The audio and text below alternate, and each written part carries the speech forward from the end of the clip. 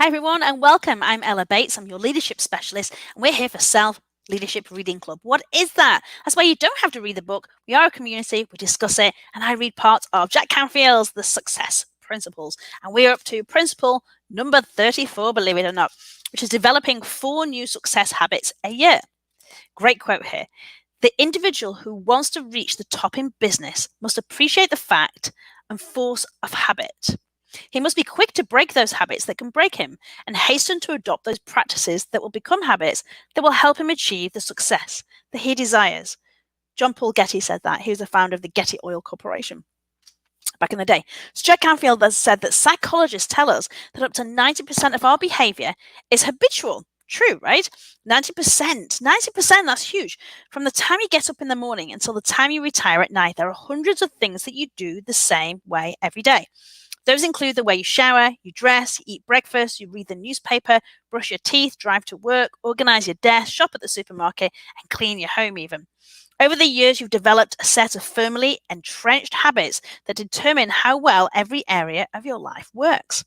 From your job, your income, your health, and your relationships. The good news is that habits help free up your mind while your body is on automatic. Great. This allows you to plan your day while you're in the shower and talk to your fellow passengers while you're driving your car.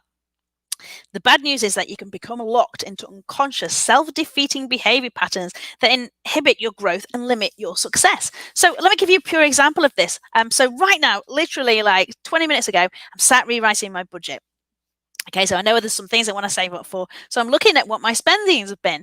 So I was budgeting a certain amount for coffee and teas from our local store, which is Tim Hortons. I love it. And it's not very expensive, but, and I thought, I'll probably spend about $10 a week. Well, I spend like nearly $30. It's a habit that's controlling whether I'm financially successful or not. So that extra $20 that I'm spending that I didn't think I was spending, and that's $100 a month. And so on and so forth, right? That's a lot of money. These are the habits. Getting up in the morning and wondering where on earth your toothbrush is, or wondering, do you have any clean clothes or anything like that, creates a new habit.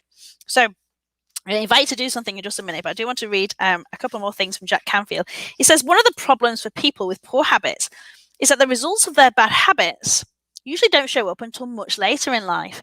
When you develop a chronic bad habit, life will eventually give you the consequences. You may not like the consequences, but life will still deliver them. The fact is, if you keep doing things a certain way, you'll always get a predictable result. Negative habits breed negative consequences. Positive habits create positive consequences. So I really love this. I particularly like this one because I'm all about habits and I'm all about routines.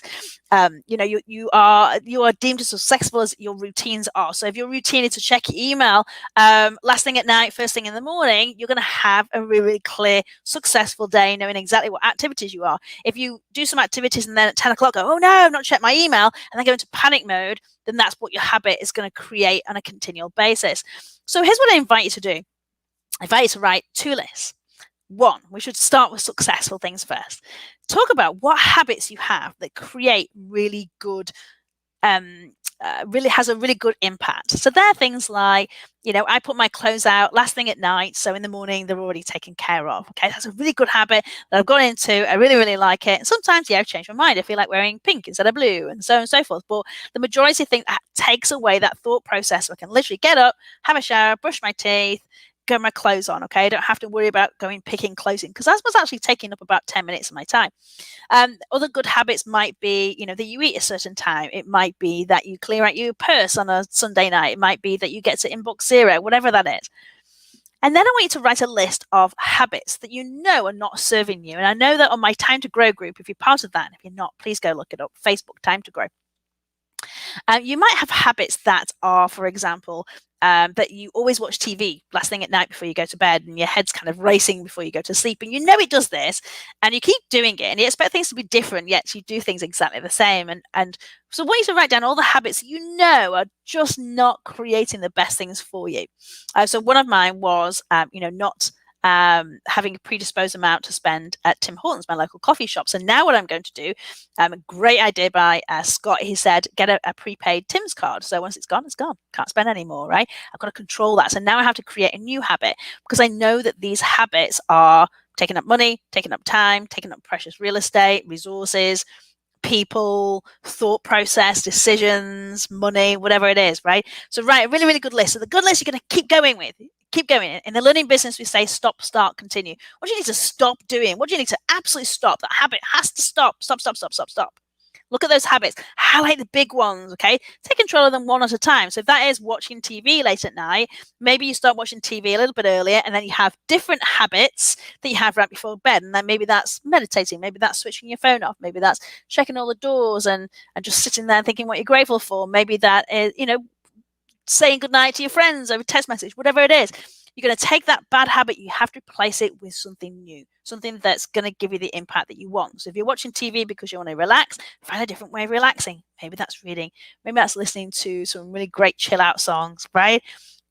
Take that bad habit list and create a whole new good habit list. So I'll leave you with this. This was developing 4 new habits, successful habits a year.